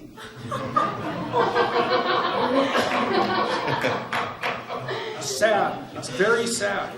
And it's so ignorant for people who know something about child development to say something like that. It's just, what is with you? Where were you educated? Or where weren't you educated is the right response. So with men and women, well, there is group competition. For example, you're competing, roughly speaking, with all your classmates, right? And some of the women are going to outshine you. And so that's tough for men. It's particularly tough for men because it isn't obvious how you compete full bore with women. It's not obvious, and we don't know how to solve that problem. And then, of course, status in relationship to the male hierarchy is more important for men than it is for women because women pick their mates based on their position in the social hierarchy. And so that puts men also in an awkward way. It puts women in an awkward position too. Like a lot of you women, let's say there's a fair number of you here who have an IQ of more than 130, which puts you in like maybe the top, you're 1 in 20, 95th percentile. And then, you've got pretty good career propositions. So like your pool of eligible mates is minuscule. And the data shows that clearly. If I remember correctly, a 15-point increase in IQ for a woman decreases her probability of finding a partner by about 40%. It's something like that. It has zero effect for men, by the way, because men mate across and down dominance hierarchies, not across and up. So if you're a smart woman and you're attractive and you're young and you're hardworking and you have a good career, it's like you need a man who's smart, hardworking, young, who has a good career, but he has to be a little better at those things than you. It's like, good luck. Good luck. It's going to be rough because there just aren't that many people like that. And so there's another problem that faces women too, which is you're not going to be smart, hardworking, with a good career till you're 30. Well, then you have to compete with 25-year-old women. And so that's also an insoluble problem because the thing about 25-year-old women is they put less stress on men. Why? Because they can have babies for an extra 5 years. So every guy thinks, yeah, I'll have kids sometime. Because he can think that. He can have kids till he's 80. What the hell does he care? Women, no, 35, 40, you better get it together by then. And so when you're 30 and you've got your act together, you've got those 25-year-old women to compete with. And men don't care about your damn status. So it's rough. So there is lots of competition between men and women, but it's nested inside a much broader domain of cooperation. Marriage is this fundamental solution to that. And I think the evidence for that is also clear. It's like it's better for women, you have a better sex life, you're healthier, your kids are better off, you're not nearly as likely to plummet into a lower socioeconomic category, which almost always happens to women who get divorced. Because it's hard. You got one income, you got kids, good luck. Like, you're poor. And if you're not, it's because you're working. So often, the only time you have to have a date is with some psychopathic man who's useless and can bend his schedule around yours. Yeah, well, I've seen plenty of this, man. I'm not talking through my hat. I know exactly what the hell happens when you're a little older and a little poorer and a little more desperate. It's not exactly fun. So I wouldn't recommend that you end up there. So. Okay, on that happy Valentine's Day note. It's two-part question. You mentioned you talked earlier about English common law About 20 years ago, I read an article from a constitutional expert who warned against the negative repercussions that would come from the way we wrote the Charter of Rights and Freedoms, and particularly codifying select victim groups, and that we've turned our back on 800 years of English common law, and effectively stepped away from the rule of law. And the second part that relates to that is there was an excellent question last Saturday from the great-granddaughter of Robert Baldwin, who talked about the lack of stories, which I thought was a really important question. And how those two relate in my mind is my in-laws escaped from a communist country. And I've had, dinner time conversations for decades now with my father-in-law, with both of them, about what that looked like and what that felt like. And I think where Baldwin's great-granddaughter's question was important was that we don't have the stories that would inform us, and you touched on that. Because some of the stories that from their experience are really horrible, and I know that all kinds of Canadians, and they actually are fearful for where we are in society right now. But they're frightened to speak out. And I think bringing that back around to the Charter of Rights and Freedoms, we've codified preferred victim groups, but we've overlooked then that most trauma and abuse happens within groups, and also going back to Barbara Kay's point earlier, we sort of overlooked that just because someone's in a victim group doesn't mean that they're also not a perpetrator, and that doesn't get a lot of press. So whenever anyone claims victim status without simultaneously claiming perpetrator status, you should run away from that person. Right. It's like, I'm a saint and everyone's been hurting me. It's not, no, probably not. Sorry. You're a saint? Really? I don't think so. I doubt it. I imagine you have your fair share of abstract blood on your hands, just like everybody else. And so people need to take responsibility for that. I mean, so with regards... Just one more thing. So, and I'm wondering if what you're describing now is basically what I didn't understand 2 decades ago with that warning about the Charter of Rights and Freedoms. Oh yeah, that was a catastrophe to lay that bit of logical rationality on top of the English law, common law system was a catastrophe. It was unnecessary. And it is resulting in much of what we're seeing today. The problem with the Codified Bill of Rights is the rights conflict, right? Now, English common law dealt with it by just saying, forget, we're not enumerating your damn rights. You have all of them, okay? What problems is that going to solve? We don't care. We'll solve them one by one as they emerge. Brilliant. It's an evolutionary approach to law, essentially. English common law is phenomenal, and we made a huge mistake codifying our rights, I think. And that is part of what's put us here. And then building in the victimhood of groups, that's a hell of a thing to tell someone too. You're part of a victim group. It's like, it's so clueless historically too. There's serfs in the USSR who were pretty much all Caucasian. They weren't emancipated till the late 1800s. It's like, you don't have to go very far back in anybody's racial history to find the equivalent of slavery. I mean, okay, serfs weren't slaves. It's, yeah, they were. They were sold with the property, and so that's 150 years ago. Slavery was not some exception perpetrated on the world by the United States. Every damn society virtually that ever existed up until we invented machines ran on slave labor. So saying, well, some groups have been affected more by slavery in the recent past than others. I think that's fair to say. But the problem is well, what exactly do you do about that then? And who defines it? And it's a big mess. And besides, none of it's to be trusted anyways, because all it is postmodern neo-Marxist sleight of hand.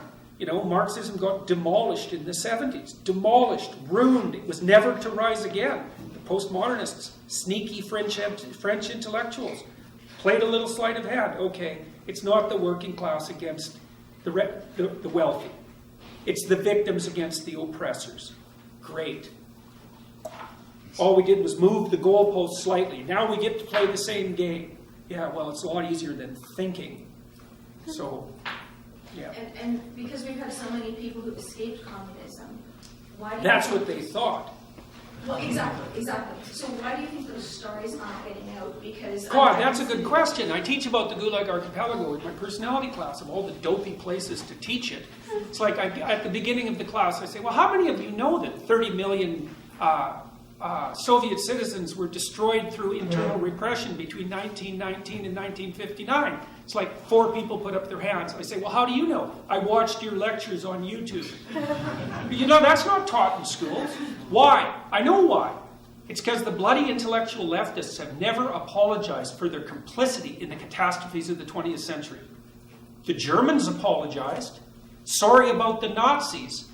Well, the left-wing intellectuals, they say, oh, well, that wasn't real Marxism. It's like, oh, okay. How many corpses have to pile up around you before you're willing to question your beloved ideological presuppositions and face your resentment and your narcissism and your desire for destruction? You don't like people anyways. The planet has too many of them. So like a nice war might clear that up well. Then all the plants can grow again. You know, the Club of Rome, when they talked about the population explosion that was going to wipe out the planet by the year 2000, they said outright that human beings were a cancer on the planet. Lots of people think that. It's like, oh boy, let's put the atom bomb phone in your hands. Human beings are a cancer on the planet. What a hell of a thing to say. You can say that to a 4-year-old? I saw a bloody professor at Queen's University tell a whole room full of 18-year-olds that if they had an ethical fiber in their body, they wouldn't have any kids. Or they'd only have one. Because all they're doing is going out there and raping the planet. It's like, what the hell? I don't understand that. It's like human beings are hard on the planet, but it's pretty damn hard on us in return. You know, it's like we're just sort of trying not to die too miserably. And we make a bit of a mess while doing it. It's like, yeah, Christ, we've only known for 50 years that we were disrupting the oceans. How fast do you think we can learn? You know, 100 years ago, Thomas Huxley, who was a great biologist, said the oceans are so plentiful that there's not a chance we could ever put a dent in them.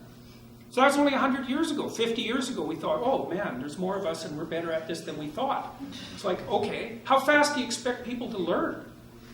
You know, 1 generation, 1 year? We're trying to do our best. Most people are trying to do their best. And some people are trying to do their worst, but most people are trying to do their best. And so we should have a little compassion, a little sympathy for human beings instead of considering ourselves like raping, patriarchal, oppressive destroyers of the world. Jesus.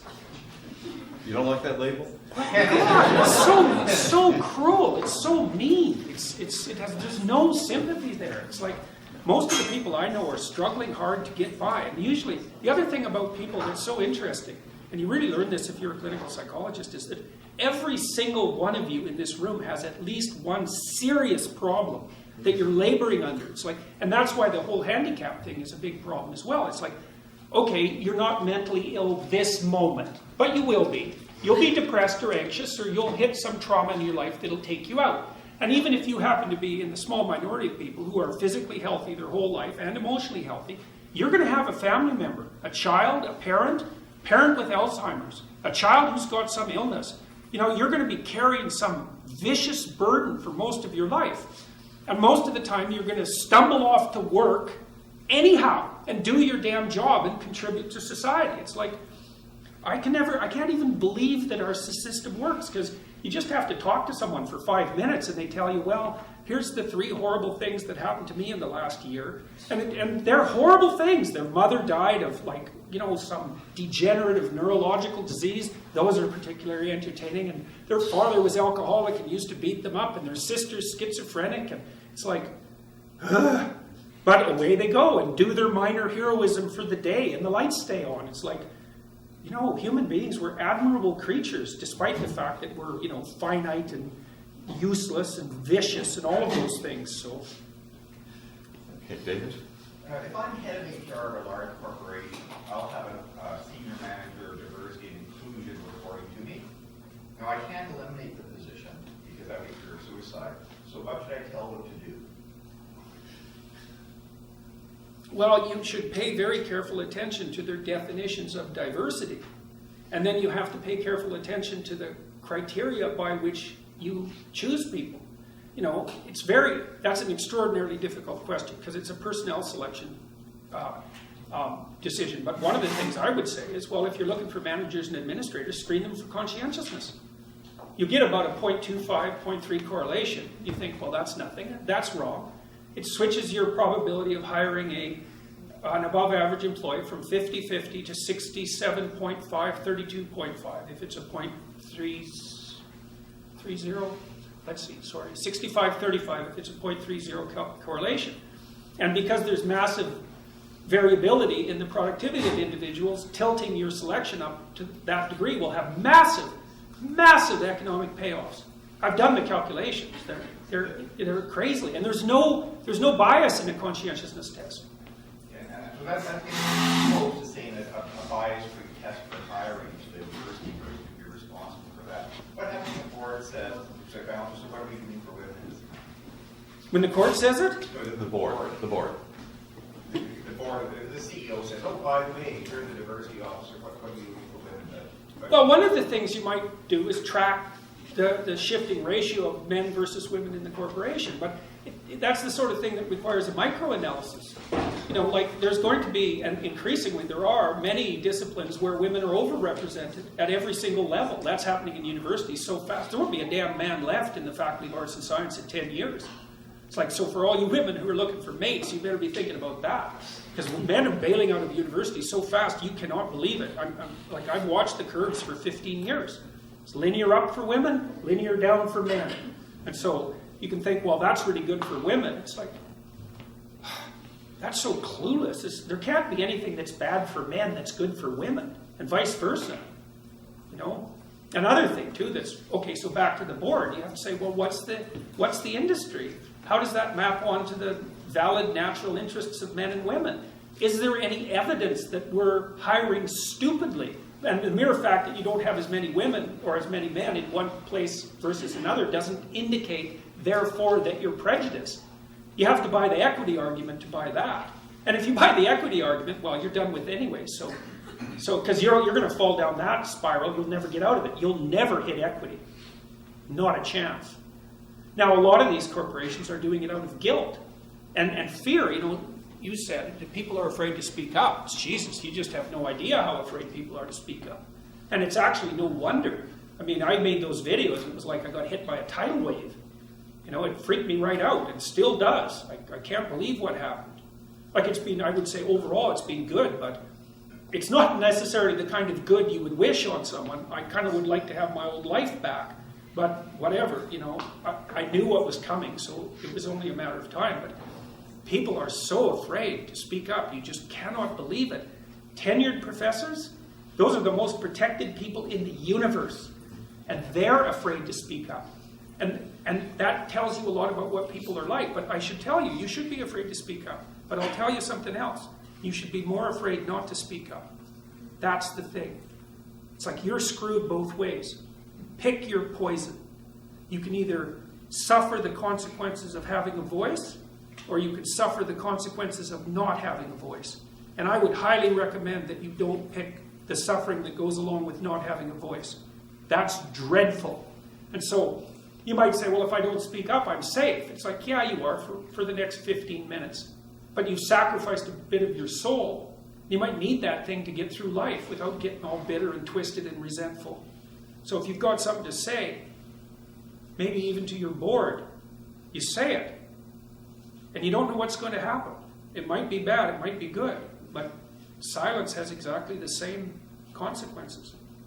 So, and Dr. Peterson's hiring, so when they get rid of you, or they're hiring to replace me. They're not, by the way. The university has backed off completely. And I'm sure that was a big part of, because of all the public support. Right. You know, not that, I mean, I'm not trying to paint them as evil villains, because they're not.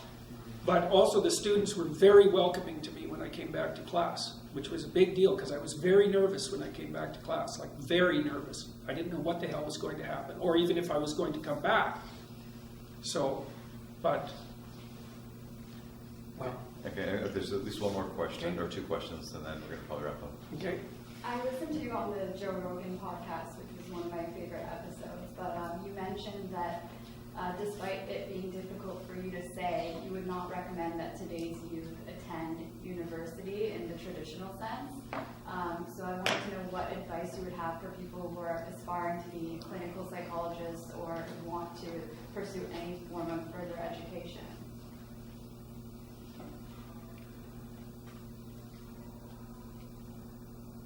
Don't take any nonsense.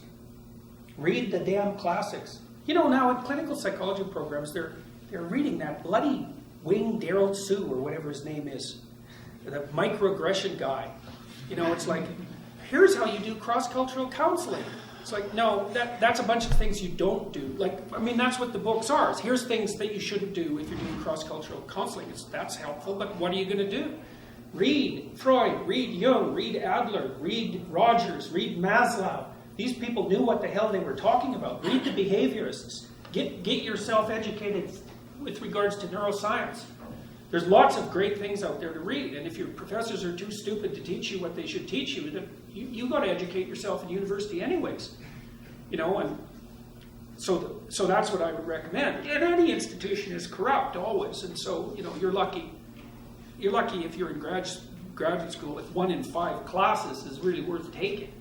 You know, but you can't get too cynical about that. Things don't necessarily work all that well, but there are great things to read. I mean, read Jung, that'll turn you inside out. You know, read Nietzsche. There's lots of great thinkers there. And, you know, you have to read them intelligently. People squawk about Nietzsche because he was slightly misogynistic. But, I mean, God, he was sick. He could hardly even see. He could only write like one sentence at a time. He lived alone. He didn't get along with women. They were always rejecting him. You know, not that that has anything to do with the women, and he didn't know if anyone was ever going to read what he wrote. He sold like 500 copies of Beyond Good and Evil. It's like, so now and then he got annoyed and wrote something snippy. It's like, Jesus, give the guy a break, you know? And so when you read Freud as well, you know, the stuff's dated, and so you have to adjust your reading for the context. But when someone comes across a misogynistic statement and says, oh, well, I'm not reading this person, all they're saying is they're too stupid to separate the wheat from the chaff, or too lazy. It's like, oh, I don't have to read Nietzsche. Well, that's a relief. That's for sure. That's a relief, man. So I was thinking more about parents who are trying to make a decision to send their kids to university. It's like, so much of it is corrupt. Social work, anthropology, social psychology, education, like English literature, a huge chunk of the humanities, which is an absolute catastrophe. The humanities go, the universities are done, because they're the soul of the universities. You can get technical training. You can be trained technically in all sorts of other ways, and corporations are starting to figure this out fast. So we lose the humanities, the universities are gone. And we're losing them fast, because all they do is teach you identity politics. Jesus, you can learn the rules to that game in one day, right? Divide the world into oppressed and oppressor. That's easy. Man, that's a snap. Assume the oppressors are the bad people and the oppressed are the good people. That's easy. Make noise about it and feel good. That's basically that. And, you know, don't pay any attention to your role. So, just save yourself $200,000. Very good. Well, there's that too. Yeah. Well, and the universities are in for a big shakeup because they don't know what's going to hit them with YouTube and online lectures. Man, they've got no idea what's coming down the pipes. So, because online lectures are powerful beyond belief, and someone who's going to sort out the accreditation problem in the next 4 or 5 years and cut the universities off at their knees. So, it's certainly going to come within the next 10 years. My question for you is, as a training therapist in a postmodern program, how do you think that might affect the process of therapy? Well, it puts you in there with all sorts of a priori axioms. You know, one of the things, I really like Carl Rogers. And one of the things Rogers does is listen. That's what you do as a therapist. The better you are at listening, the faster your clients will get better. And you have to listen without prejudice. And I mean that in the technical sense. It's like, okay, so I'm listening to you. It's like, I don't know what you're going to say. And I don't know if you're right. And I'm not going to tell you what to do because I don't know what you should do. And that's something about being a therapist. It's like, you do not want to tell people what to do because that's their life and you might screw it up. So what you want to do is listen to them very, very carefully and let them unwind their story. And most of it, they'll take care of themselves, you know, because no one's listened to them. And so they don't even know what they think. Their head is full of jumbled mess of thoughts and experiences. It's like a tangling of knots. And maybe the person needs to talk for like 3 years to sort it all out. And what you should do is listen to them from a different culture, whatever. Like, there's going to be friction because of that, because you'll come at it, at least to some degree, with different assumptions. But read the damn therapists. Those people were smart, man. They tell you things about... It's like each of them gives you a different toolbox. They're not scientific theories exactly, but as a clinician, you're not a scientist. You're an engineer of the soul. That's a better way of thinking about it, because it's like engineering. It's an applied science. So that makes it not a science exactly. You can use scientific knowledge, but you're still aiming at the good, right? That's what you're doing as a therapist. With the other person, you say, look, you already know that things aren't as good for you as they need to be. We're going to work on that. And you're here to make things better, and I'm here to help you figure out how to make things better. Then I'll listen to you, and we'll move towards some place that's lighter and better. And then you have tools that you can use in that kind of analytic and listening process. And the great psychotherapists, man, those people had their 10,000 hours, you know, and they all come at it from slightly different temperamental perspectives. Like Jung's work is really useful for dealing with people who are high in openness. So his whole philosophy is, you have an open client, Jung works. If you have a conservative client, forget it. It's a whole different thing. So what I'm hearing from you is that the postmodern stance is helpful for the field of psychotherapy. From what you're saying is to listen, and that you're not giving an absolute truth to these clients. Yeah, but the problem is that the postmodern thing works out pretty well, but they keep nesting it in Marxism. It's like, oh yeah, but their primary identity is like sex or gender or ethnicity or race. It's like, no, sorry, we're not going there. So. And it's not exactly postmodernism, because the postmodernists are misinformed about the nature of scientific theories, I think. And they don't really see them as tools, but I see them as tools. And so you can have a diverse range of tools. And they don't. Each one doesn't have to claim epistemological or ontological priority, but that means that you have to view those sorts of theories as tools. That makes you a pragmatist, not a postmodernist. So. All right, and speaking of patients, I've got to go see some in an hour, so a few things I want to wrap up. Now, just to that point, I said this earlier today, and first of all, one of the reasons I really wanted to have Dr. Peterson come, and first of all, Serena, thank you very much for arranging that. She did. She said that months ago she said she'd have you come in. I said, yeah, sure. And she did, so I really appreciate A, Serena, and B, especially Dr. Peterson for spending the time.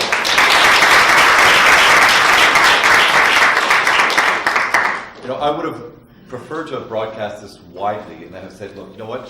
I want all the Peterson haters to come in. I want you to have a chance to be able to actually face confront what you're afraid of. Don't be ignorant. Don't just impose your own beliefs and your biases and everything onto what you're saying, but actually hear it, process it, come to a reality and fact-based conclusion about the things that you're trying to promote. Because in today's society, truly, everything you've been talking about, I don't think this is hyperbole. I think that we are going down a dangerous path. We're seeing the consequences of it. And I mean, you know, all my students know this. I have been promoting this in therapy, in my classes, in my family, this idea that you need to be able to expose yourself to things that make you uncomfortable, that you're not aware of. And that's, again, that's the kind of a ground rule of good psychotherapy. It might be the ground rule of right. Psychotherapy. And that is speaking honestly. And being honest. And honest about yourself. Honest about your biases, your ignorance, your fears, your flaws. You can't grow without that. So this, to me, was a I guess, manifestation of that desire. I wanted to bring you here, and I really do appreciate you taking the time. I know you've got many speaking engagements. I do appreciate that, and I'm glad that so many people had very poignant questions that you're able to address. What are you going to do with the video? What's the plan for that? being very low in conscientiousness, I hadn't thought that far ahead. Yeah, I'll probably put it in Dropbox. I mean, I'll definitely give you the Well, file. lots of people will watch it, so Great. it doesn't matter. That's the thing that's so cool about YouTube, man. It's Right. like you have a stadium. I have a stadium now every time I talk, which is weird, man. It's very weird. Right. Well, we're definitely gonna be uploading it, and Yeah. I'll send it to you, and we'll make the arrangements. So, Okay. thank you very much again for coming. Thank you everybody for coming.